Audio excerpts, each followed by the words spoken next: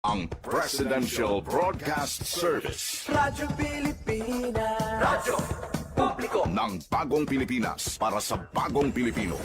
Naghahatid ng mahahalagang balita at impormasyon na guugnay ng pamahalaan sa sambayanan. Tulay sa himpapawid ng serbisyo publiko. Radyo Pilipinas. Radyo Publiko. Ang boses ng Pangulo. Sa Iloilo, Radyo Pilipinas. 585 AM. Oras sa Radyo Pilipinas, Philippine Standard Time, alas 8:01 sa aga. Nagapanguna nga balita sa syudad, sa mga banwa, sa probinsya sa Iloilo, kag kaingon nga mga probinsya. Mga pananawon sa likod sang mga balita. Inyo mabatian sa Radyo Pilipinas Iloilo News. Mga balita nga magasugata sa inyo nga aga. Ginbantayan, ginsunod, gintipon sang Radyo Pilipinas Iloilo News Team. Gikan sa hulot balitaan. Diretso sa inyong palamatian. Yarian! Radyo Pilipinas Iloilo News!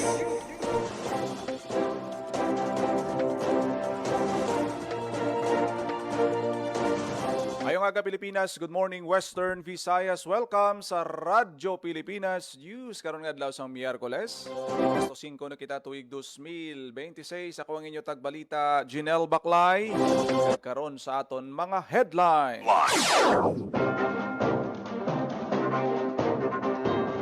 Katapos ang Philippine Coast Guard nga nagsalbar sa 7 ka tuig nga bata nga nabudlayan maginawa sa Iloilo City, ginpasidunggan. DSWD Field Office 6 nakadisburse na sa masobra 360 million pesos nga cash assistance sa mga benepisyaryo sang uplift sa Group 1 ka Group 2. Maya Village leaders sa rehiyon nagtipon sa Pontevedra Capiz nga mga makinarya sa pagpanguma ginpanagtag sang Department of Agriculture. AI Solutions ginpasundayag sa AI Fest 2026 Iloilo sa Iloilo City. Road safety caravan ginlunsar sa syudad sang Pasig. Kag clean up drive kag tree planting activity ginlunsar sa mga 4-piece beneficiaries sa Nueva Valencia sa probinsya sang Ginoo. Oras alas 8:03 sa aga kag karon sa detalye na sa aton mga balita lokal. Radyo Pilipinas. Radyo Pilipinas News. Kilala kagin pasidunggan sang Coast Guard District Western Visayas ang isa ka junior officer sang Philippine Coast Guard matapos nga ginsalbar sini ang kabuhi sang 7 ka tuig nga bata nga gulpi lang nabudlayan sa paginhawa sa barangay Mohon, Arevalo.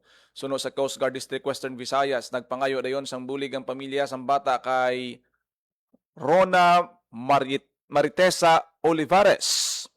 Sang nagabot si Olivares sa lugar, wala na sang animo ang bata kag nagpalanggit na. Giliyon niya nga gindala ang bata sa mas hilway nga lugar kag ginhimo ang cardiopulmonary resuscitation o kon CPR.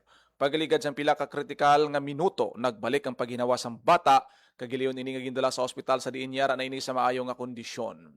Si Ensign Olivares, isa ka trained basic life support provider sang Coast Guard Nursing Service Unit Western Visayas. Bangod siya kay isog kahandaan kag ihibalo sa pagluwas sang kabuhi, ginatagan siya sang Coast Guard Outstanding Achievement Medal kag ribbon sang Coast Guard District Western Visayas. So sa Philippine Coast Guard Western Visayas ang madasing nga pagresponde kag dedikasyon ni Olivares nagapakita sang padayon nga panindugan sang Philippine Coast Guard nga unahon ng serbisyo publiko kag magpabilin nga handa sa pagbulig sa tion sang emerhensya. Radyo Pilipinas. Radyo Pilipinas News. DSWD Field Office 6 nag-disburse na sa masobra 360 million pesos nga cash assistance sa mga benepisyaryo sang uplift sa Group 1 kag Radyo Pilipinas. Radyo Pilipinas. Report. sa balita ni Marian Grace Ereniet. Naglabot na sa masobra 360 million pesos nga cash assistance ang na-disburse sa Department of Social Welfare and Development Field Office 6 sa mga benepisyaryo sa Unified Package for Livelihoods, Industry, Food and Transport o kon uplift sa Group 1 kag 2 sa rehiyon. Gimpahayag ni DSWD6 Regional Director Joselito Estember nga padayon pa ang pagpanagtag sa Regional Office ang cash assistance sa inalom sang programa.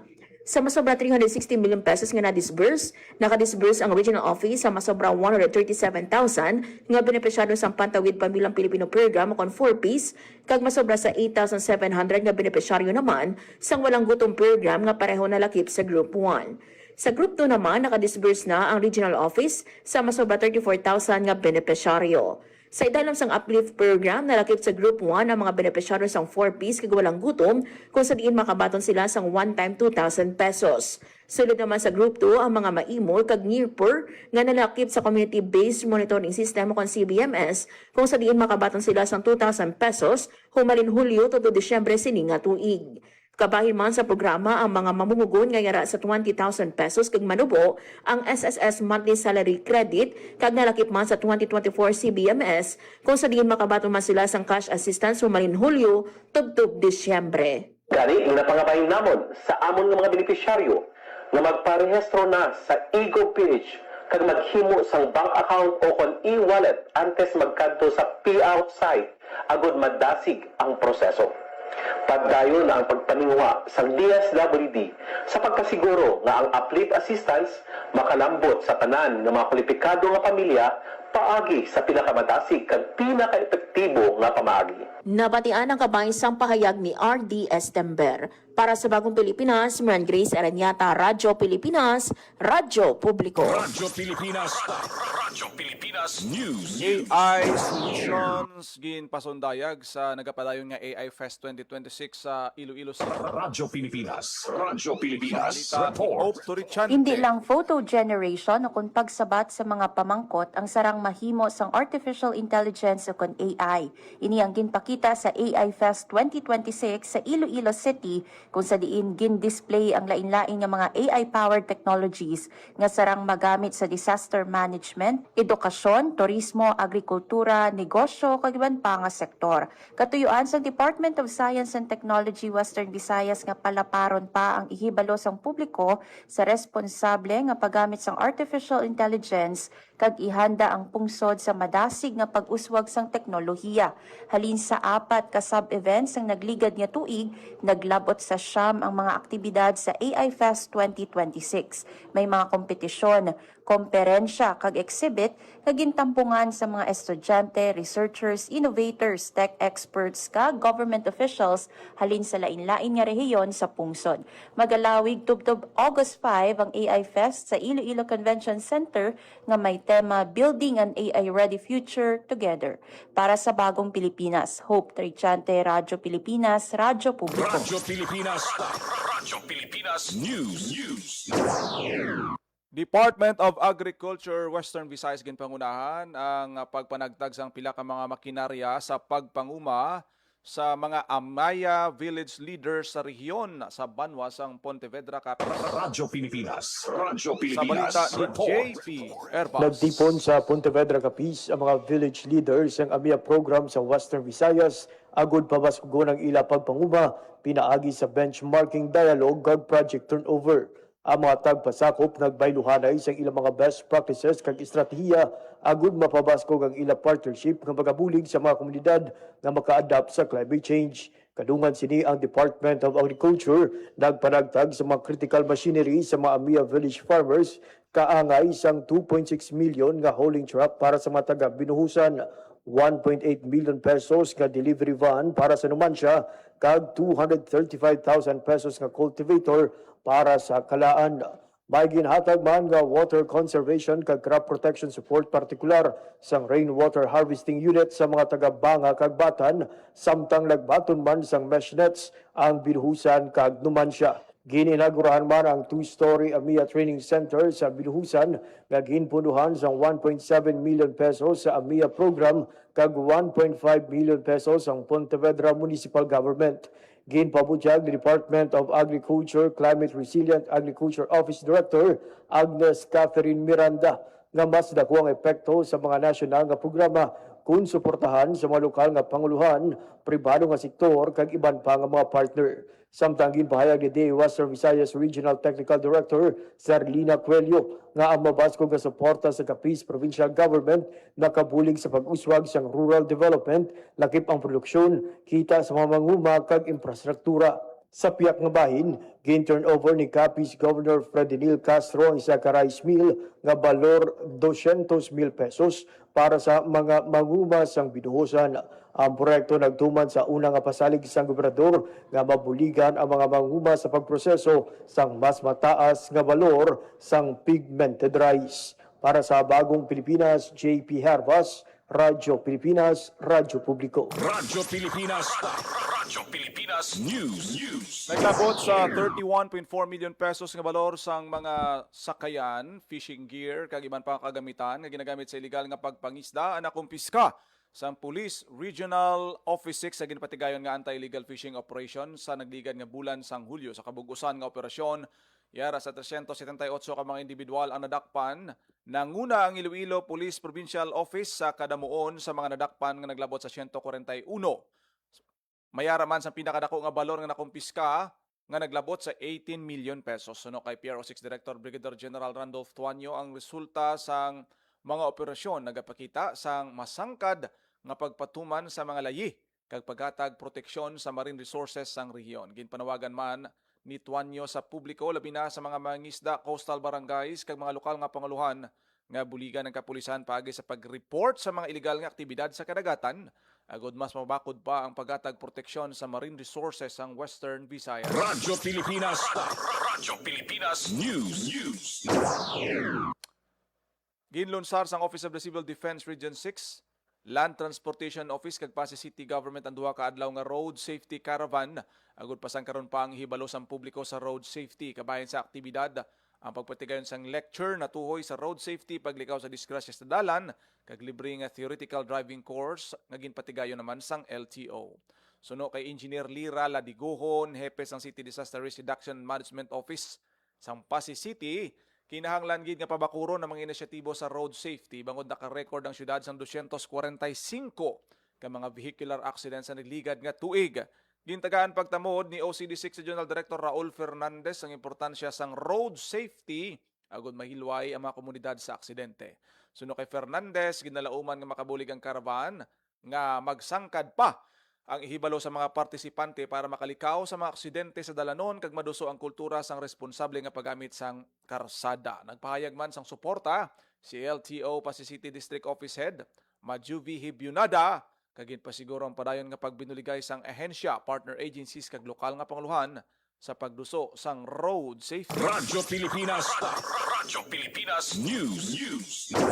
Up drive kag tree planting activity ginlunsar sa mga 4-piece beneficiaries sa Nueva Valencia sa probinsya sa Radyo Pilipinas. Radyo Pilipinas. Sa detalye sa balita ni Marian Grace Erenieta. Nag-iwas ang launching isang clean-up drive kag tree planting activity ang 49 ka-aktibo nga benepisyaryo sa Pantawi Pamilyang Pilipino Program sa Barangay Cabalagnan, Nueva Valencia, Guimaras. Tinutuyo sang aktibidad nga i-promote ang katinlo sa komunidad. Nagamarka man ang aktibidad sang commitment sa mga benepisyaryo sa pagpadayon sa mga inisyatibo para sa komunidad, pinaagi sa pagpatigayon sang clean-up drive kag pagtanom sang isa ka puno sang saging sa katapusan nga Biyernes sang kada bulan.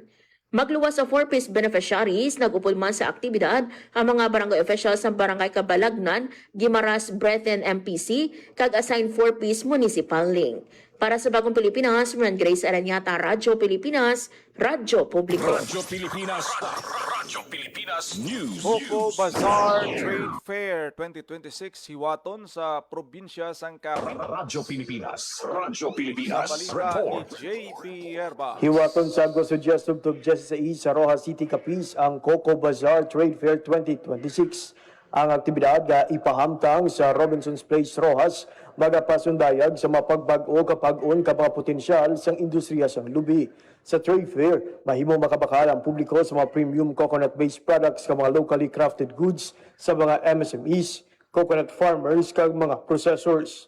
Gidaagda sa Department of Trade and Industry kon DTI, Department of Agriculture kon DA, kag Philippine Coconut Authority kon PCA ang publiko nga magbisita sa bazar kag ipakita ang suporta sa coconut industry sa Pilipinas. Para sa Bagong Pilipinas, JP Hervas, Radyo Pilipinas, Radyo Publiko. Radyo Pilipinas. Radyo Pilipinas News. Dole Region 6 may bag-o na nga Assistant Regional Director. Radyo Pilipinas. Radyo Pilipinas. Report. Talye Sambalita. May bag-o na nga Assistant Regional Director ang Department of Labor and Employment o Dollar Region 6. Pagkatalusan ni OIC Assistant Regional Director Jerry Beres, si outgoing Assistant Regional Director Melissa Navarra. Siningkaron lang ang naghiwas ng ceremonial turnover sang Key of Responsibility si Navarra kay incoming Beres sa Dole 6 compound. Matapos ang 35 katuig nga pagpangalagad sa Dollar Region 6, paghahalinon si Navarra sa Negros Island Region. Nagtambong man sa programa si Dole 6 Regional Director Attorney Sixto Rodriguez Jr. kag mga empleyado sang Dole Regional Office 6. Para sa Bagong Pilipinas, Maran Grace Aranyata, Radyo Pilipinas, Radyo Publiko. Radyo Pilipinas. Radyo Pilipinas News. Sa butong 20-0, ginaprubahan sa Senado ang inaduso nga Magna Carta sa Barangay Health Workers o kung Senate Bill 1905 sa ikatatlo katapusan nga pagbasa. Suno kay Senate Committee on Health Chairperson Senator Risa Ontiveros, ginakilala sang tikang ang importansya ka papel sa mga barangay health workers bilang primary health service providers sang komunidad. Ginatagan pagtamo ni Ontiveros nga madugay na nga ginahulat sa mga BHW ang lehislasyon nga makahatag sa ila sa mas maayo nga suporta kag seguridad sa trabaho. Sa idalom sang tika nga mga BHW, makabaton sang bulanan nga volunteer benefit nga hindi magnubo sa 3,000 pesos, transportation allowance o kon reimbursement, hazard pay kag annual cash gift. May mo man sila matagad sang subsistence allowance kag 10,000 pesos nga loyalty incentive sa tion nga maglabot sang 15 katuig ang ilang nga pagserbisyo. Ginalakipan man sini ang coverage sang siguro, libre nga legal nga bulig, mga oportunidad sa scholarship kag eligibility, serbisyo sibil para sa mga BHW. Ang proposal nagatukod man sang isa ka maathag nga sistema para sa pagparehistro, sertipikasyon kag paghanas sa nakabase sa ikasarang sa mga BHW. Ginpabaskog man sini ang representasyon sa mga ginakilalang asosasyon sang BHW sa local health, samtang ginadumilian ang diskriminasyon kag pamulitika batok sa mga barangay health workers. Ginabalay man sini ang liability sang sinuman nga opisyal o kon empleyado sang gobyerno nga hungod nga nagabalabag o kung nagapatumbaya sa pagpatuman sang kasuguan. Radyo Pilipinas. Radyo Pilipinas News. Mga storybooks para sa kabataan at talana ay panagtag sang Iloilo City Government sa mga public libraries kag Early Childhood Care and Development Center. Radyo Pilipinas. Radyo Pilipinas. Report. Ngayon, pangunahan ni Iloilo City Mayor sa Treñas sa storytelling activity kaupo ng mga kabataan sa Talatapan Child Development Center sa Plaza Libertad, Kadungan sa Ginpatigayon nga turnover sang 3,300 ka mga storybooks gikan sa Jollibee sa Iloilo City Government. Ang mga storybook na talana ay panagtag sa 2 kagatos ka mga Early Childhood Care and Development Center sa mga kabaranggayan, lakip na mga public library sa syudad sang Iloilo. Lakip sa mga koleksyon sang storybook amo ang Bola ng Katotohanan, ang Hari ng Palaruan, ang Pinakamasayang Pista, at ang naghihitay na homework nga nagatudlo sa maayong pamatasan sa mga kabataan. Upod sa alkalde sa programa, Sanday Pierre Jefferson Go kag Rochelle Imboltura, tiglawas ang Gautan Foods Corporation, Councilor Miguel Treñas, School Administrator Mati Treñas, kag mga child development workers upod sa pila ka mga ginikanan. Para sa Bagong Pilipinas, General Baclay, Radyo Pilipinas, Radyo Publiko. Radyo Pilipinas. Radyo Pilipinas News. Department of Education Region 6 naghiwat sang active shooter incident sa IMEX bilang kabahin sa pagpabaskog sang emergency preparedness. Radyo Pilipinas. Radyo Pilipinas. Report. Sa detalye sang balita ni Marian Grace Erenieta. Naghiwat ang Department of Education Region 6 ang orientation sa Active Shooter Incident Awareness, Response, kag Simulation Exercise o CIMEX sa Regional Office 6 Compound sa Duran Street, Iloilo City. Ang aktibidad nagatuig nga pabasgon pa ang workplace preparedness kag ang kapasidad sang personnel sa pagresponde sa security-related emergencies. Ginpatuman ang aktibidad pinaagi sa Education Support Services Division, Disaster Risk Reduction and Management Unit sa idalom sang Eco Champions Program Pillar 3 sa Disaster Resilience. Nag-umpisa ang aktibidad sa isa ka oryentasyon sa Active Shooter Incident Awareness kung saan naghatag ini sang duga nga ihibalo sa mga partisipante na tungkol sa emergency response procedures, communication protocols, lockdown measures, evaluation processes, incident command systems ug accountability mechanisms. Ginsunan ini sang CIMEX sa gud ipakita kag i-apply ang insakto nga protective action sa isa ka emergency scenario. Nagpractice man ang mga partisipante sang run, hide, fight strategy, lockdown kag evacuation procedures kag accountability processes nga gindisenyo agud siguraduhon ang kaluwasan kag seguridad sa mga empleyado sa tion sang kritikal nga insidente. Nagupon man sa CIMEX ang SWAT kag Explosive Ordnance Disposal kon EOD teams. Samtang nagiwat man sang after-action review ang mga partisipante kag partner agencies para evaluate ang aktibidad, tumuro ng best practices kag istoryahan ang mga bagay agon mapabasog pa ang existing emergency preparedness kag response mechanisms. Para sa Bagong Pilipinas, Maran Grace Arañata, Radyo Pilipinas, Radyo Publiko. Radyo Pilipinas News. Naglabot sa 50 milyones pesos nga balor sang ilegal nga droga ang nakumpiska sa Police Regional Office 6 sa ginlunsan nga anti-illegal drug operations sa bilog nga Western Visayas sang Hulyo. Sa record sang PRO 6 nakapatigayon sang 146 ka anti-drug operations ang otoridad halin Hulyo 1 tubtob 31 nga nagresulta sa pagkadakop sang 183 ka mga drug suspects, lakip ang 63 ka high value target individual, 120 naman ang street level individuals. Naglabot sa 7 ka kilo sang shabu kag marijuana nga nagabalor 49.7 million pesos ang nakumpiska. Pinakadako nga nakumpiska ang na-record sa Iloilo Provincial Police Office nga naglabot sa 2.7 kilos ang shabu kag marijuana. Suno kay PRO6 Director Randolph Tuanyo padayon ang pagpasangkad sang kapulisan sang ila intelligence-driven operations agud mabungkag ang mga drug network kag maproteksyonan ang komunidad sa illegal nga droga sa Western Visayas. Radyo Pilipinas News. Pagsunod sa Fleet Management System, liwat nga ginpahanumdom sang Land Transportation Office sa mga transport cooperative. Radyo Pilipinas Salye sa balita. Liwat naging panumdom ni Land Transportation Office 6 Regional Director Attorney Gadioso Dos Panda II ang mga transport cooperative sa Western Visayas nga mag-comply sa Fleet Management System sa idalom sang Public Transport Modernization Program.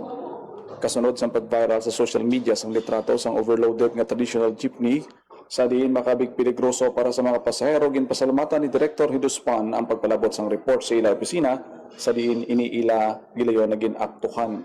Kasunod sang insidente ginapanaugan sang LTO6 Intelligence and Investigation Unit sang show cause order ang operator sang jeep nga nagabiyahe Inca Lambunaw Iloilo nga ruta. Kabahin sa administrative investigation na papanaog man ng LTO6 ang 90-day preventive suspension sa lisensya sang jeepney driver. Santo sa investigasyon, nakuhaan sang video ang jeep halin sa Pavia People's Terminal Ongka Pavia Iloilo nga kargado sang pasahero padulong sa Inca Lambunaw. Natukiban man sang ehensya sa dugang pagpangusisa nga wala sang conductor's license ang konduktor. Sakop sang sections 32 kag 51 sang Republic Act No. 4136 o kon Land Transportation and Traffic Code nga nagadumili sa pagkarga sang sobra nga pasahero sa atop kag kilid sang salakyan bangod peligroso ini sa mga pasahero. Para sa Bagong Pilipinas, General Baclay, Radyo Pilipinas, Radyo Publiko. Radyo Pilipinas News. Naglubos ang 36.12% ang focus crime sa bugos nga pungsod sa bulan sang Hulyo ipanggid sa nagligad nga tuig. Suno kay PNP Chief General Jose Melencio Nartates Jr. nagnubo ang numero sang mga insidente halin sa 3,458 sa nagligad nga tuig. Yara na lang ini sa 2,209 ang focus crimes. Ginalakipan sang kaso nga murder, homicide, physical injury, pagpanglugos, pangawat, pagpangawat sang salakyan, kag pagpangawat sang motorsiklo. Ang tanan nga kategorya sang focus crimes na record sang pagnubo. Pinakadako nga pagnubo ang kaso sang rape nga ginsundan sang pagpangawat sang salakyan, kag pagpangawat sang motorsiklo. Samtang ginreport man sang PNP ang pagpatigayon sang 5,526 ka mga anti-drug operations sang Hulyo nga nagresulta sa pagdakop sang sobra 6,000 ka mga individual. Dugang pa ang 8,199 ka mga wanted persons nga nadakpan, 656 diri mga individual nga nadakpan sa tion sang 2,927 ka mga ginpatigayon nga operasyon nga nagapuntarya sa pag-smuggle kag iban pa nga mga paglapas. Radyo Pilipinas News. Ibanduan ni Energy Secretary Sharon Garin ang National Electrification Administration nga magtukod sang task force nga dedikado sa pagpauswag ng serbisyo sa tagsa ka electric cooperative. Tuyo sini mapauswag pagid ang supply sang kuryente sa bugos nga pungsod. Sa ginhiwat nga press conference sang Tiglikom ginpahayag niya nga ginsugo niya ang mga ahensya nga maghimo sang bag-o nga task force sa pagbantay sa pagtingwa nga mapabakod pang serbisyo nga ginhatag sang mga kooperatiba. Dugang pa ni Sekretary Garin nga tuyo man sang task force nga usisaon naman nagakaangay kag patas nga balayran sang kuryente para sa tagsa ka electric cooperative. Nagalaom siya nga manginma dinalagon nga mapatuman sang task force ang ilang mandato agod labi pang mapayong serbisyo nga ginhatag sang mga electric cooperative sa pungsod. Radyo Pilipinas. Radyo Pilipinas News. Sa iban pa nga balita, housing beneficiary sa Banwas ang Batad nagapatubo sang mga utanon sa ila backyard garden. Radyo Pilipinas. Radyo Pilipinas. Sa balita ni O. Torichante. Tubo na sang ila mga ulutanon ng mga housing beneficiary sa barangay Nangka, Batad, pinaagi sa Garden Livelihood Project sang Iloilo Provincial Agriculture Office. Kadungan sini ang mga pumuluyo sa Purok Resilience Village ang ginhana sa container gardening sa diin nakakuha sila sa mga praktikal nga ihibalo sa backyard gardening sa piyak sang limitado nga espasyo. Ang backyard garden program kabahin sa mga livelihood intervention sang probinsya sang Iloilo sa idalom sang Purok Resilience Program nga nagahandom sang mga self-reliant nga mga panimalay pinaagi sa pagduso sang food security. Para sa Bagong Pilipinas, Hope Trechante, Radyo Pilipinas, Radyo Publiko. Radyo Pilipinas News. LGU Pasig City naglunsar sang Mr. Siya campaign. Radyo Pilipinas. Radyo Pilipinas. Report. Sa balita ni Marian Grace Erenieta. Hiwat sang launching ang Pasig City Government pinaagi sa Pasig City Primary Healthcare Facility sang Ligtas-Digdas Measles Rubella Supplemental Immunization Activity Campaign. Giniwat ang MRSAA launching sa Barangay Poblasyon Ilawod Gym sa pagpanguna ng Mayor Stephen Palmares, Vice Mayor Elizar Chavez kag City Councilor Jomy Palmares nga amuman chairperson sa Committee on Health. Ginhatagan importansya ni Dr. Phoebe Palomo, City Health Officer, nga ang bakuna pamaagi agud maproteksyonan ang kabataan batok sa tipda sa kon measles kag makaiha o kon rubella. Yaraman sa kiwatan sa Glenice Joy Dariada sa Department of Health Human Resource for Health, Dr. Claire Marie Alarba, Dr. Tuda Barrio, Barangay Captain Nilo De Leon sa Barangay Poblasyon Ilawod, Dr. Wilma Soribrico, Medical Officer 3 sa Schools Division Office of Pasig City, kag Jason Riparman, Officer in Charge o kon Chapter Administrator. Nagperma mga sa Pledge of Commitment bilang suporta sa kampanya ang lokal nga mga opisyal kag partners. Target nga mabakunahan ang kabataan nga 6 to 59 months sa paghahiwaton nga MRSIA. Para sa Bagong Pilipinas, Marian Grace Ereniata, Radyo Pilipinas, Radyo Publiko. Radyo Pilipinas. Radyo Pilipinas News. Napaupa sa Kalingawan, DOST ginkilala ang gaming kag e-sports bilang innovation driver. Radyo Pilipinas. Radyo Pilipinas. Sa balita ni Hope Torichante. Sa pagbukas ng AI Game On sa Artificial Intelligence Fest 2026 sa Iloilo City, ginhingyo ni Department of Science and Technology Secretary Dr. Renato Solidum Jr.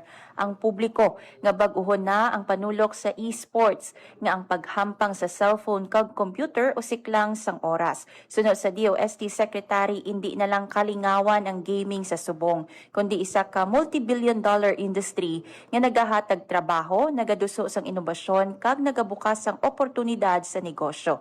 Pahayag sang Tiglikom, ang kada hampang nagakinahanglan sa mga programmer, artist, designer, engineer, marketer, data analyst, kag iban pa nga profesional. Ginhatagan emphasis ni Solidum nga dako ang potensyal sang e-sport market sang Pilipinas. Sa speech sang secretary ginsiling sini nga yara sa kapin 43 million ang gamers sa pungsod samtang ginbanta sa 1.47 billion pesos ang e-sport market sang Pilipinas sang 2024. Kag ginalauman nga magauswag pa tubtob sa 5.5 billion pesos sa 2032.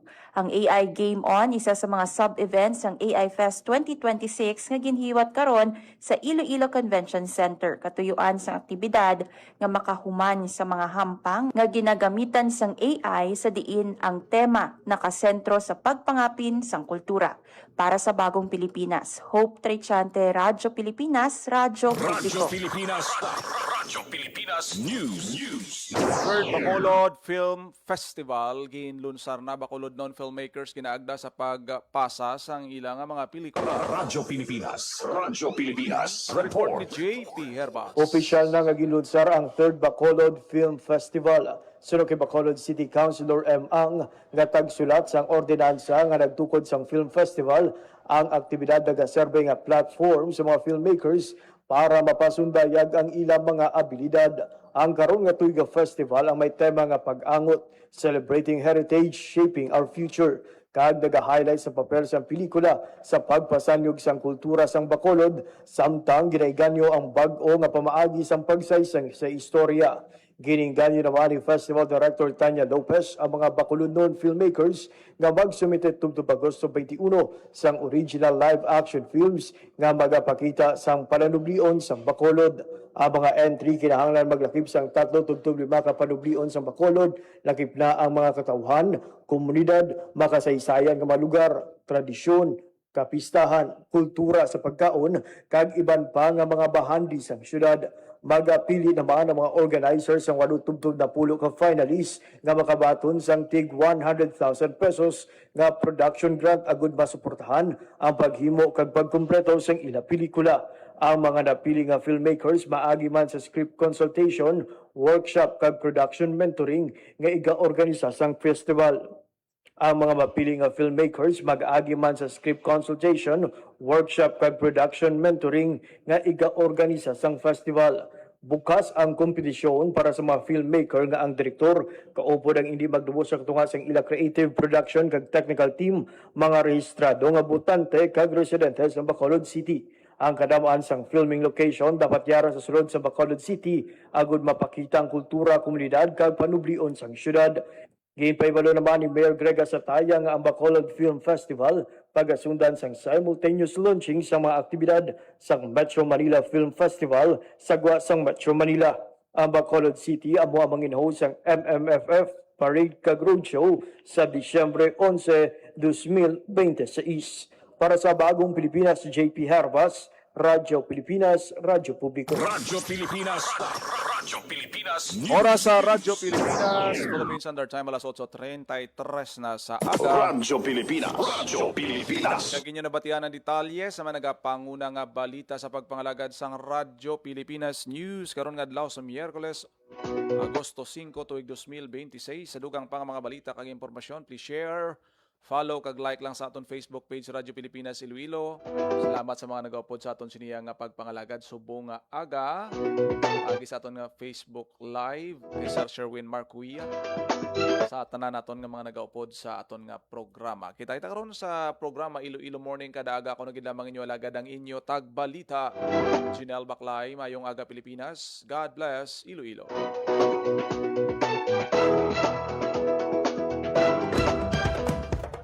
Ito ang Presidential Broadcast Service Radyo Pilipinas. Radyo Publiko. ng Bagong Pilipinas para sa Bagong Pilipino. Naghahatid ng mahahalagang balita at impormasyon na guugnay ng pamahalaan sa sambayanan. Tulay sa himpapawid ng serbisyo publiko. Radyo Pilipinas. Radyo Publiko. Ang boses ng Pangulo. Sa Iloilo, Radyo Pilipinas. 585 AM.